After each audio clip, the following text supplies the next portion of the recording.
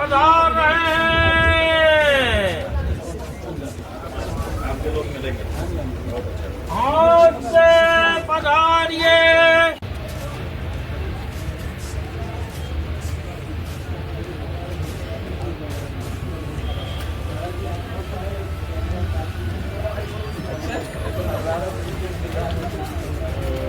सवाल ये है कि वैसे तो हम लोग गाय को माता ही मानते हैं, हम तो माता ही मानते हैं गाय को, लेकिन भारत सरकार गो मांस के निर्यात में नंबर 1 है पूरी दुनिया में। चल ठीक है कि भारत गौ मांस के निर्यात में दुनिया में नंबर 1 देश हो गया। तो ऐसे में अब खड़े हो जाने की ज़रूरत पड़ गई, क्योंकि भारत में रहने वाले जो बहुसंख्यक हिंदू हैं उनके शास्त्रों में, वेदों में और उनकी परंपराओं में गौ माता को माता का दर्जा दिया गया है और उनको पूजनीय बताया गया है और अवध्या बताया गया है, माने उनको मारा नहीं जाता, अज्ञा। इसका शोर बंद करा दे। अगर उनके मांस के निर्यात को वर्तमान की सरकार बहुत ज़्यादा बढ़ा रही है तो इसका मतलब है कि अब देश के लोगों को जागरूक होकर के खड़े हो जाने की ज़रूरत है। और इसी कारण यही सूचकांक देख करके हमको स्वयं सड़क पर उतरना पड़ गया है। गौ माता की तड़प पर इस समय हैं हम सड़क पर, उनकी तड़प है और अब किसी हालत में इसको स्वीकार नहीं किया जा सकता, क्योंकि अति हो गई। तो जब किसी चीज़ की अति हो जाती है तब फिर उसका समापन करना पड़ता है। तो इसीलिए हम लोग खड़े हुए हैं और निरंतर खड़े रहेंगे और ये कार्य भारत सरकार को करना पड़ेगा। भारत गाय की हत्या करे ये उसके अनुरूप नहीं करेंगे, राष्ट्र माता शब्द का प्रयोग करेंगे। ये सनातन धर्म की विजय के प्रतीक है। एक समय जब दूसरे धर्मावलंबियों ने सनातन धर्म को चोट पहुंचा दी थी। हाँ जी, गुरुवार आप लोग किस मुहिम पर चले हैं, कहाँ से शुरू की है अपनी यात्रा और कहाँ तक जाएंगे? देखिए, हम देश के 100 करोड़ सनातन धर्मियों की ओर से उनकी माता गौ माता को बचाने की मुहिम पर इस समय निकले हुए हैं। सबसे पहले हमने गिरिराज गोवर्धन की परिक्रमा की है वृंदावन आकर। उद्देश्य ये था कि किसी समय हमने पुराणों में पढ़ा था कि जब इंद्र गायों के ऊपर कुपित होकर के गायों को पानी में डुबो देना चाहता था, उस समय गायों की रक्षा के लिए गिरिराज गोवर्धन सामने आए और उन्होंने गायों की रक्षा की। आज का जो इंद्र है, राजा तथाकथित, वो भी गायों के विरुद्ध खड़ा हो गया। 75 साल से ऐसी कोई भी सरकार भारत में नहीं बनी जिसने गौ हत्या रोकने का कोई भी इच्छा शक्ति दिखाई हो।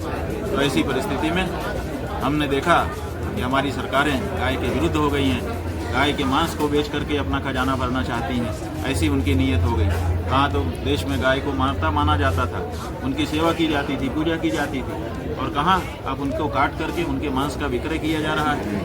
तो ये भारतीय संस्कृति के बहुत विरुद्ध कार्य हो रहा है, भारतीय धर्म के विरुद्ध कार्य हो रहा है। हम सनातन धर्मियों के हृदय में बहुत बड़ी पीड़ा इससे उत्पन्न हो रही है और इस पीड़ा का निवारण करना, और साथ ही साथ एक धर्माचार्य होने के नाते हमारा ये कर्तव्य है कि जितने भी सनातन धर्मी हैं उनके ऊपर कोई पाप हम ना आने दें। लग रहा है क्योंकि वो लोग वोट देते हैं और वोट दे करके सरकार चुनते हैं और वो सरकार गौ हत्या करती है, तो जो वोट देने वाला मतदाता है उसके ऊपर भी गौ हत्या का पाप लग जाता है समर्थन करने के कारण। तो हम दिल्ली में संसद भवन है और संसद भवन में एक कोना है, जिस कोने में आप लोगों को याद हो अगर इतिहास भारत का, तो 1966 ईस्वी में गौ भक्त वहाँ पर लाखों की संख्या में इकट्ठा हुए थे। वो चाहते थे कि गाय के बारे में गौ हत्या निरोधी कानून बना दिया जाए और आशा से गए थे, उनको आश्वासन मिला था और वहाँ जा कर के वो बैठे थे और उसी समय गोली चला दी गई। जाने कितने उसमें मारे गए। वो कोना आज भी एक पार्क के रूप में वहाँ सुरक्षित है। तो हम जिससे भारत की सरकार को ये कार्य रोक देना पड़े गौ हत्या का और गौ रक्षा का कानून पास कर देना। कहा था कि गाय चूँकि केंद्र का विषय नहीं है, राज्यों का विषय है, इसलिए हम राज्यों के ऊपर इसको छोड़ रहे हैं। जो राज्य चाहें वो अपना कानून बना लें। उसके बाद से गौ भक्तों के प्रयास से भारत के अनेक प्रदेशों में गौ रक्षा कानून बन गए। उनमें से हम हरियाणा की प्रशंसा करना चाहेंगे। हरियाणा भी एक। ऐसे 19 राज्य हैं जहाँ पर इस समय गौ हत्या निरोधी कानून बन चुका है और गौ हत्या करने पर दंडित किए जाने का प्रावधान है। लेकिन अभी भी 9 राज्य बचे हुए हैं, 10 राज्य। 29 राज्यों में से 19 राज्य इस समय गौ हत्या विरोधी कानून बना चुके हैं, जिनमें हरियाणा भी है, लेकिन 10 राज्य बचे हैं। अब केंद्र सरकार के सामने ये बात है कि जब बहुमत के राज्य, देश के बहुमत राज्य जब गाय के संदर्भ में कानून बना चुके, तो अब आपको क्या दिक्कत है? उस समय तो देश में 2615 लगभग राजनीतिक दल पंजीकृत हैं। हमने सबको संदेश भेजा है कि चुनाव के पहले आप अपनी मंशा जाहिर कर दो, आप बता दो कि आने वाले चुनाव के बाद जीतने पर आप क्या करोगे। जैसा 75 साल आप करते आए वैसा ही करोगे कि अब की बार पहला काम गौ हत्या बंदी का करोगे। लेकिन अभी तक लगभग 25-26 पार्टियों ने हमको लिखित में दे दिया है कि हम अगर चुनाव में जीत करके आए तो गौ हत्या बंद करेंगे, तो गौ माता को राष्ट्रमाता बनाएंगे। लेकिन अभी बहुत सारी पार्टियां बच गई हैं। 2615 में से केवल 26 पार्टियों ने अभी तक लिख करके दिया है। तो हम जब तक यात्रा कर रहे हैं तब तक अभी मौका है। उसके बाद हम दिल्ली जा करके भाई पार्टियों की कसाई और भाई पार्टियों की सूची और कसाई पार्टियों की सूची जारी करेंगे। ये हम पहले ही कह चुके हैं। तो हमारा उद्देश्य ये है कि मतदाता को पाप न लगे, इसलिए उसको इस बात का ज्ञान कराना जरूरी है कि कौन सी पार्टी गौ हत्या करने वाली है भविष्य में और कौन सी पार्टी मना कर रही है शपथ पत्र पूर्वक। तो ऐसी स्थिति में जो पार्टियां कह दे रही हैं अगर हम आए तो हम नहीं करेंगे, हम शपथ पूर्वक कह रहे हैं, तो हम उनको भाई पार्टी की सूची में रखेंगे, क्योंकि हम गाय को माँ मानते हैं। वो पार्टी भी कह रही है कि हम भी माँ मानते हैं, तो वो भाई हो गए। जो हमारी कॉमन माँ होती है वही तो दो लोग भाई होते हैं। और जो पार्टियां ये कहने में हिचक रही हैं, इसका मतलब है 75 साल जैसा उन्होंने किया है आगे भी वैसा ही करने वाली है। इसलिए जो गाय को माने वो भाई और जो गाय को मारे वो कसाई।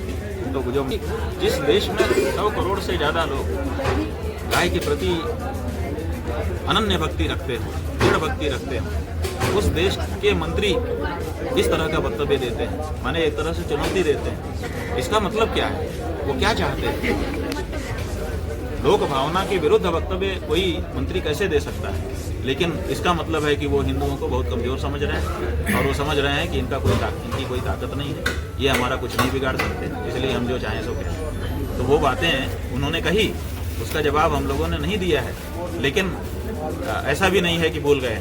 वो बातें मंत्रियों की हम लोगों के कचोट नहीं है, केवल मंत्रियों ने नहीं कही है, कुछ पार्टी के अध्यक्षों ने कही है, कुछ प्रदेश अध्यक्षों ने कही है, कुछ पार्टी के नेताओं ने अलग अलग जगह पे अलग अलग वक्तव्य कहे हैं। सब वक्तव्य हम लोगों के पास सुरक्षित हैं और सबका जवाब समय अनुसार सबको दिया जाएगा।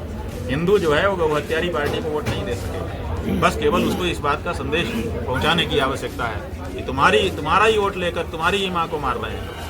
तो हम ऐसे आदमी को करे जो गौ माता पर चोट, कैसे दें हम उसको? यही तो हमारा प्रश्न है। और इसीलिए जब हम ये कहते हैं तो लोग कहते हैं, हम जब कहते हैं करे जो गौ माता पर चोट, तो लोग कहते हैं हम ना देंगे उसको वोट। तो हिंदू जनमानस शांत नहीं है। हिंदू जनमानस की समस्या है। समस्या क्या है कि उसको ये बता दिया गया है कि राजनीतिक रूप से तुम्हारी रक्षा हम ही करेंगे और दूसरा कोई नहीं करेगा। एक पार्टी है जो कहती है कि हम ही तुम्हारे हिफाजत करने वाले लोग, हम सब सही कर रहे हैं। तो उनके मन में ये भरोसा हो गया है कि ये करेंगे ही। लेकिन भरोसा कब तक किया जाए?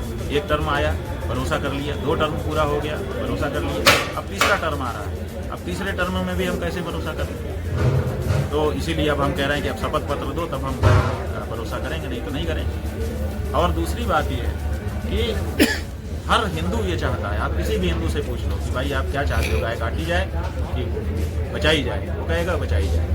तो देश में गौ माता के प्रति भावना है। अभी तो हम स्वयं निकले हैं। देखिए सच बात ये है कि हम भी इतना चल पाएंगे, इतना दृढ़ता से खड़े हो पाएंगे, हमको खुद भी अपने ऊपर भरोसा नहीं, क्योंकि हम लोगों की आदत नहीं रह गई। एक जगह से दूसरी जगह गाड़ियों में जाना और बैठना, और जहाँ जाए वहीं कालीन बिछा है, तो नंगे पाँव चलना कठिन हो गया था। पहले तो हमको अपने आप को कसौटी पर कसना, फिर हम जब अपने आप को कसौटी पर कस ले तभी तो हम दूसरे को आमंत्रित कर सकते हैं। तो अभी तो ये हम अपने को कस रहे हैं। दिल्ली तक की जो हमारी यात्रा है, हमने किसी को नहीं बुलाया, हमने लोगों को बता दिया था कि कोई मत आओ, तो अभी कोई नहीं आ रहा। जो लोग आज आ रहे हैं, भावना से आज आ रहे हैं, कह रहे हैं नहीं हम देख पा रहे हैं, तो वो भले हमारे साथ चल रहे हैं, लेकिन अभी हमने किसी को बुलाया नहीं है। लेकिन हम ये कह रहे हैं कि अगर सरकारों को ये इच्छा है कि बहुत बड़ी संख्या दिखे तब हम ये करें, तो वो हमको बता दें कि कितनी संख्या देखना चाहते हैं। उतनी संख्या जिस जगह कहेंगे जिस दिन कहेंगे हम खड़ी कर देंगे, कोई ऐसी दिक्कत नहीं। ये 26 राजनीतिक जो पार्टियां हैं जिन्होंने आपको आश्वासन दिया है कि हम आपका सहयोग करेंगे, गाय को गाय माता घोषित करेंगे, तो उनसे कौन कौन सी प्रमुख देखिए, प्रमुख की बात नहीं है, ये पार्टियां हैं, पंजीकृत पार्टियां हैं। इनकी सूची हम दिल्ली पहुंच करके 29 तारीख को जारी करेंगे। उन पर कितना भरोसा आपको? नहीं, भरोसा की बात नहीं है। भरोसा तो जो शपथ पत्र दे रहा है उस पर भरोसा हम करते हैं। देखिए, पुलिस और न्यायालय दोनों में अंतर ये होता है कि पुलिस के पास जब जाके कोई कुछ बात कहता है तो पुलिस उस पर अविश्वास करती है, और न्यायालय शपथ पत्र दे दीजिए वो भरोसा करके आगे बढ़ जाता है। बाद में दूसरी पार्टी बताती है कि गलत शपथ पत्र दिया गया है तो भले दंडित करें, लेकिन शपथ पत्र को मान के आगे बढ़ती है। तो हम लोग तो न्यायालय की तरह से व्यवहार करना चाहते हैं। अगर कोई पार्टी शपथ पत्र पूर्वक ये कहती है कि अभी तक जो हुआ हो गया, आगे मैं नहीं करूँगा, तो हम मानने को तैयार हैं, लेकिन इतना कहने के लिए भी तो नहीं आ रहे हैं आगे। ये दुर्भाग्य की बात है, इसीलिए उनको कसाई सूची में जारी करना हमारी मजबूरी है। अकाउंट फेसबुक पर भी है, यूट्यूब पर भी है, इंस्टा पर भी है। आप सब लोग उसको फॉलो करें, और जो ये यात्रा चल रही है और जो महाराज जी की बातें हैं उसको शेयर। शंकराचार्य भगवान पधार रहे हैं। आपके लोग मिलेंगे। पधारिए। हाँ जी, गुरुवार आप किस मुहिम पर चले हैं, कहाँ से शुरू की है आपने यात्रा और कहाँ तक जाएंगे? देखिए, हम देश के 100 करोड़ सनातन धर्मियों की ओर से उनकी माता गौ माता को बचाने की मुहिम पर इस समय निकले हुए हैं। सबसे पहले हमने गिरिराज गोवर्धन की परिक्रमा की है, वृंदावन आकर के। उद्देश्य ये था कि किसी समय हमने पुराणों में पढ़ा था कि जब इंद्र गायों के ऊपर कुपित होकर के गायों को पानी में डुबो देना चाहता था, उस समय गायों की रक्षा के लिए गिरिराज गोवर्धन सामने आए और उन्होंने गायों की रक्षा की।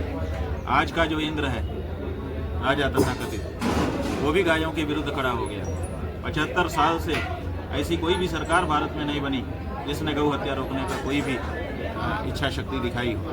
तो ऐसी परिस्थिति में हमने देखा कि हमारी सरकारें गाय के विरुद्ध हो गई हैं, गाय के मांस को बेच करके अपना खजाना भरना चाहती हैं। ऐसी उनकी नीयत हो गई। कहाँ तो देश में गाय को माता माना जाता था, उनकी सेवा की जाती थी, पूजा की जाती थी, और कहाँ अब उनको काट करके उनके मांस का विक्रय किया जा रहा है। तो ये भारतीय संस्कृति के बहुत विरुद्ध कार्य हो रहा है, भारतीय धर्म के विरुद्ध कार्य हो रहा है। हम सनातन धर्मियों के हृदय में बहुत बड़ी पीड़ा इससे उत्पन्न हो रही है, और इस पीड़ा का निवारण करना, और साथ ही साथ एक धर्माचार्य होने के नाते हमारा ये कर्तव्य है कि जितने भी सनातन धर्मी हैं उनके ऊपर कोई पाप हम ना आने दें, उनको पाप मुक्त बनाएं। तो ऐसी परिस्थिति में उनके ऊपर गौ हत्या का पाप लग रहा है, क्योंकि वो लोग वोट देते हैं और वोट देकर के सरकार चुनते हैं, और वो सरकार गौ हत्या करती है। तो जो वोट देने वाला मतदाता है उसके ऊपर भी गौ हत्या का पाप लग जाता है समर्थन करने के कारण। तो हमने कहा कि चुनाव आने वाला है, इस समय जो सनातन धर्मी हैं उनको भी जागरूक किया जाए, सरकारों को भी जागरूक किया जाए कि ये जो महापाप अपने देश में हो रहा है गौ हत्या का, अब इसको रोकने की आवश्यकता है। कहाँ तक जाएगी ये पदयात्रा? ये यात्रा वृंदावन में गोवर्धन जी की परिक्रमा करके हम निकले हैं, दिल्ली जा रहे हैं। दिल्ली में संसद भवन है, और संसद भवन में एक कोना है। इस कोने में आप लोगों को याद हो अगर इतिहास भारत का, तो 1966 ईस्वी में गौ भक्त वहाँ पर लाखों की संख्या में इकट्ठा हुए थे। वो चाहते थे कि गाय के बारे में गौ हत्या निरोधी कानून बना दिया जाए, और आशा से गए थे, उनको आश्वासन मिला था, और वहाँ जा कर के वो बैठे थे और उसी समय गोली चला दी गई। जाने कितने उसमें मारे गए। वो कोना आज भी एक पार्क के रूप में वहाँ सुरक्षित है। तो हम गोवर्धन गिरी की परिक्रमा करके नंगे पाँव वहाँ जा रहे हैं, और उस स्थान पर जाएंगे संसद भवन के बगल में, और वहाँ जा कर के वो जो हमारे गौ भक्त बलिदानी हैं उनके बलिदान को नमन करेंगे, और वहाँ से फिर से संकल्प लेंगे कि जो आंदोलन आप उस समय कर रहे थे, जो वहाँ पर टूट गया था, उसको फिर से खड़ा किया जाएगा, और फिर से ज़रूरत पड़ी तो वो सब कार्य किया जाएगा जिससे भारत की सरकार को ये कार्य रोक देना पड़े गौ हत्या का, और गौ रक्षा का कानून पास कर देना पड़े। हरियाणा सरकार ने काफ़ी कड़ा कानून बनाया है। 302 का गाय की हत्या में कोई संलिप्त पाया जाता है तो 302 का मुकदमा चलेगा। ये पिछले 2-3 साल 1966 ईस्वी में जब ये बहुत बड़ा आंदोलन हुआ था, उस समय केंद्र की सरकार ने ये कहा था कि गाय चूँकि केंद्र का विषय नहीं है, ये राज्यों का विषय है, इसलिए हम राज्यों के ऊपर इसको छोड़ रहे हैं, जो राज्य चाहें वो अपना कानून बना लें। उसके बाद से गौ भक्तों के प्रयास से भारत के अनेक प्रदेशों में गौ रक्षा कानून बन गए। उनमें से हम हरियाणा की प्रशंसा करना चाहेंगे, हरियाणा भी एक है। ऐसे 19 राज्य हैं जहां पर इस समय गौ हत्या निरोधी कानून बन चुका है और गौ हत्या करने पर दंडित किए जाने का प्रावधान है। लेकिन अभी भी 9 राज्य बचे हुए हैं, 10 राज्य। 29 राज्यों में से 19 राज्य इस समय गौ हत्या विरोधी कानून बना चुके हैं, जिनमें हरियाणा भी है। लेकिन 10 राज्य बचे हैं। अब केंद्र सरकार के सामने ये बात है कि जब बहुमत के राज्य, देश के बहुमत राज्य जब गाय के संदर्भ में कानून बना चुके, तो अब आपको क्या दिक्कत है? उस समय तो आपने राज्यों के ऊपर छोड़ दी। अब तो ज़्यादा से ज़्यादा राज्य, 19 राज्य, 29 में से 19 माने बहुमत हो गया। तो जब वह बहुमत राज्य चाहते हैं कि देश में गौ हत्या ना हो, तो फिर थोड़े से राज्यों की, वो भी छोटे छोटे राज्य हैं, उन राज्यों की आप देखिए, उन राज्यों की भावना को देख करके आप बहुमत के राज्यों की भावना की उपेक्षा नहीं कर सकते। इसलिए अब केंद्र सरकार के पास वो अवसर है कि वो बहुमत राज्यों का हवाला दे करके एक केंद्रीय कानून बना सकता है। तो ये बात भी हम उनको बताएंगे कि देखिए, आपके दिल्ली से लगा हुआ हरियाणा प्रदेश है, उसमें गौ हत्या बंद है, आप क्यों नहीं उससे सीखते हैं? आप बनाइए। 19 राज्य जब एक तरफ हो गए, बहुमत राज्य जब कह रहे हैं कि गौ हत्या नहीं होनी चाहिए देश में, तो फिर केंद्र सरकार को अब किस बात की चिंता है? उसको तुरंत कानून, केंद्रीय कानून बना देना चाहिए। इस विषय में आपकी प्रधानमंत्री जी से या केंद्रीय गृह मंत्री है अमित शाह जी से, उनसे कोई बात हुई आपकी? देखिए, हमने सबको संदेश भेजा था। देश में 2615 लगभग राजनीतिक दल पंजीकृत हैं। हमने सबको संदेश भेजा है कि चुनाव के पहले आप अपनी मंशा जाहिर कर दो। आप बता दो कि आने वाले चुनाव के बाद जीतने पर आप क्या करोगे। जैसा 75 साल आप करते आए वैसा ही करोगे कि अब की बार पहला काम गौ हत्या बंदी का करोगे। लेकिन अभी तक लगभग 25-26 पार्टियों ने हमको लिखित में दे दिया है कि हम अगर चुनाव में जीत करके आए तो गौ हत्या बंद करेंगे और गौ माता को राष्ट्रमाता बनाएंगे। लेकिन अभी बहुत सारी पार्टियां बच गई हैं। 2615 में से केवल 26 पार्टियों ने अभी तक लिख करके दिया है। तो हम जब तक यात्रा कर रहे हैं तब तक सोशल मीडिया अकाउंट फेसबुक पर भी है, यूट्यूब पर भी है, इंस्टा पर भी है। आप सब लोग उसको फॉलो करें और जो ये यात्रा चल रही है और जो महाराज जी की बातें हैं उसको शेयर। कोई बात नहीं आए तो हम चुनाव आयोग में जाकर के बाकायदे अफसरों की फोटो हम खींच रहे हैं। अखबारों में जो खबरें आ रही हैं कि कहाँ बैठ के सरकारी अधिकारी जो केंद्रीय मंत्री हैं उनकी करा रहे हैं, कहाँ ये बिजली के छापे डलवा रहे हैं। लोगों का उत्पीड़न चुनाव के समय में भी बंद नहीं हो रहा है। आज नगर परिषद में, बिजली के महकमे में, पुलिस डिपार्टमेंट में या लाइसेंसिंग डिपार्टमेंट में, उनमें अभी भी खुली लूट चली हुई है। और जो ये हमारी 33 रेल जो चला करती थी, हमारे बार बार कहने के बावजूद भी होडलपोशी से चलने वाली 33 रेलों को आज भी शुरू नहीं किया गया है। तो अगर ये इन्होंने आने वाले दिनों में जो 12 रेल आज EMU चल रहे हैं वो बहुत कम है। कमेरे वर्ग को बहुत तकलीफ है, बहन बेटियों को बहुत तकलीफ है। तो हम फिर इलेक्शन कमीशन से मांग करेंगे कि इन रेल्स को चलवाया जाए। बीजेपी की नाजायज बसों को चलाने के लिए हमारे इलाके की रेल यात्रा को बंद कर दिया जाता है। भाजपा के नुमाइंदे बोल नहीं रहे हैं क्योंकि ये बसें भाजपा नेताओं की हैं। और इसी तरीके से GST की छापेमारी, वो भाजपा नेता जो अपने विरोधी हैं या दबाव बनाने के लिए उनके ऊपर GST की छापेमारी करा रहे हैं। दोनों जिलों में फिरौतियों का धंधा अब ये साबित हो चुका है कि ये बीजेपी के इशारों पर ही फोन पर धमकियां भले और शरीफ लोगों को दी जा रही हैं। पुलिस पलवल, यहाँ की SP, फरीदाबाद का कमिश्नर, ये फिरौती वाले धंधे वालों से मिले हुए हैं और बहुत मोटा लेन देन फिरौतियों के एवज में लोगों के साथ हो रहा है। बिजली के खातों में रिश्वत लेकर के छोड़ दिया जाता है या बीजेपी की वोट के लिए हाथ दबाव बनाते हैं छोड़ने का। तो ये इस तरह की जो बदतमीजियां ये कर रहे हैं ये बर्दाश्त नहीं की जाएगी। आज ये पूरे दोनों जिलों के अंदर ना सफाई है, ना कोई पीने के पानी का इंतजाम है, ना कोई सीवर का इंतजाम है। 9.5 साल जो सरकार हाथ पर हाथ धर करके बैठी रही और उस नाकामयाबी का केवल मात्र एक मुख्यमंत्री और गृह मंत्री को बलि का बकरा बना देना, तो 9.5 साल इसका मतलब ये बीजेपी की साजिश थी, चाल थी, जो हरियाणा का इतना नुकसान हुआ, ना डेवलपमेंट हुआ, ना रोजगार मिला। जो कौशल विकास के अंदर जो भर्तियां चल रही हैं वो असंवैधानिक हैं, गैर कानूनी है। ये कौशल विकास एक ठेकेदार की संस्था है जो गुजरात का रहने वाला है।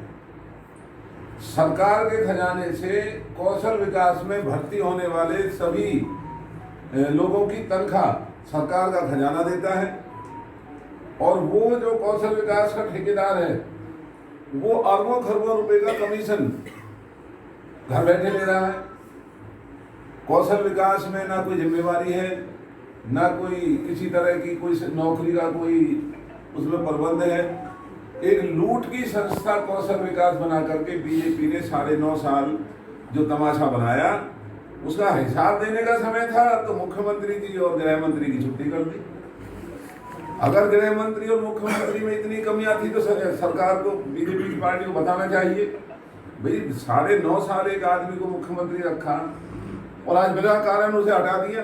कम से कम लोगों को बताना चाहिए भी हमने ये कमियां देखी मुख्यमंत्री के अंदर या गृह मंत्री के अंदर, इसलिए हमने इनको हटाया है। और चुनाव अधिसूचना के दौरान मंत्रिमंडल का विस्तार करना, ये भी चुनाव आयोग के नियमों की अवहेलना है जो इन्होंने मंत्रिमंडल का जो विस्तार किया है। क्योंकि चुनाव अधिसूचना होने के बाद कोई भी अपॉइंटमेंट ये किसी भी पब्लिक सर्वेंट की नहीं हो सकती, चाहे वो कोई बोर्ड के चेयरमैन है या वो मंत्रिमंडल में है। अगर इन्हें करनी थी तो इन्होंने अधिसूचना वाले दिन जो ड्रामा किया, बुला करके गाड़ियां बुला करके वापस की। और आज जो ये मिनिस्टर ऑफ स्टेट जो बनाए हैं, राज्य मंत्री, ये हरियाणा के लोगों के साथ धोखा है। इसका मतलब भाजपा सारी ताकत कहीं और ही से चलाना चाहती है, ना यहाँ के मुख्यमंत्री को काम करने देंगे जैसे 9.5 साल नहीं करने दिया। और आज के मुख्यमंत्री को भी भाजपा के जो पीछे दरवाजे से शासन चलाने वाले लोग हैं वो हरियाणा में राज नहीं करने देंगे। और यही वजह है कि इतने राज्य मंत्री हरियाणा में पहली दफा बने हैं। उन्हें राज्य मंत्री का क्या लेना देना, फिर महकमों को कैसे चलाएंगे वो। इसका मतलब ये है कि परोक्ष रूप से भाजपा हरियाणा में राज करना चाहती है।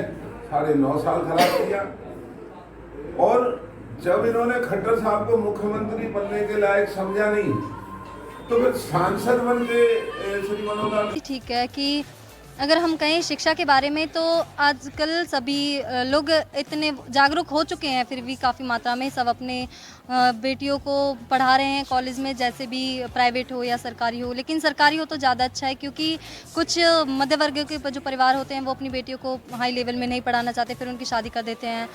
तो लड़कियों के लिए उनको ऐसी संस्था खोलनी चाहिए जिससे उनका विकास हो सके, लड़की भी शिक्षा में अच्छी पढ़ सके, ऊँची जा सके। क्योंकि आजकल बेटी हर जगह में पुरुषों के साथ, भाइयों के साथ कंधे से कंधे मिलाकर चल रही है। तो खोलने भी चाहिए सरकारी चीज़ या फिर उनको कुछ स्कॉलरशिप टाइप इस तरीके से उनको हेल्प करनी चाहिए। भारत विकसित हो, फरीदाबाद जो लोकसभा क्षेत्र पड़ता है वो भी विकसित हो। ये सर चाहते हैं, बिल्कुल विकसित हो और हो भी रहा है। क्योंकि हमारी जो आज राजनीतिक पार्टी है वो अपने समय समय पर कार्य कर रही है, जनता की राय लेकर कार्य कर रही है कि उन्हें किस फील्ड में कौन सा काम करना चाहिए, लोगों को, युवाओं को कैसे जागरूक करना चाहिए, उनके बेरोजगारी को दूर करना चाहिए, उनके हर प्रकार से उनका विकास के सभी कार्य कर रही है। जाना था, क्या वो बन चुकी है? नहीं, फरीदाबाद अभी कह भी सकते हैं क्योंकि वहाँ पे जो औद्योगिक एरिया है उसमें इंडस्ट्री बहुत ज़्यादा है, वो स्मार्ट सिटी अभी नहीं बनी है क्योंकि वहाँ पर प्रदूषण बहुत ज़्यादा है, लोगों को बेरोजगार की कम, वहाँ पर कंपनी और फैक्ट्रियों को ज़्यादा महत्व दिया जा रहा है। अभी स्मार्ट सिटी तो नहीं बोल सकते उसे। हाँ जी, मैं कहना चाहूँगी क्योंकि हमारे पलवल में सफाई बहुत कम ही देखने को मिलती है। यहाँ पर लोगों को भी अवेयर रहना चाहिए कि सफाई ऐसे गंदगी नहीं करनी चाहिए, पर नगर पालिका को भी, परिषद को भी ये ध्यान रखना चाहिए कि समय समय पर सफाई करवाए। क्योंकि काफ़ी इधर वाला एरिया तो बिल्कुल 84 लाख तो बिल्कुल नहीं लगता। पर हर महीने सफाई के लिए 85 लाख रुपए खर्च किए जाते हैं, बट फिर भी इतनी सफाई का दौरा में दिखता नहीं है देखने के लिए। जी सर। बट नगर पालिका करती तो है खर्च। तो ये थी राजनीतिक विज्ञान की छात्राएं जिन्होंने बेबाकी से अपने जो बात रखी और कहा कि अभी ना तो फरीदाबाद ही स्मार्ट सिटी दिखाई दे रहा है और ना पलवल की नगर परिषद ही कुछ काम करती हुई नजर आ रही है। देखते रहिए खबरदार पलवल।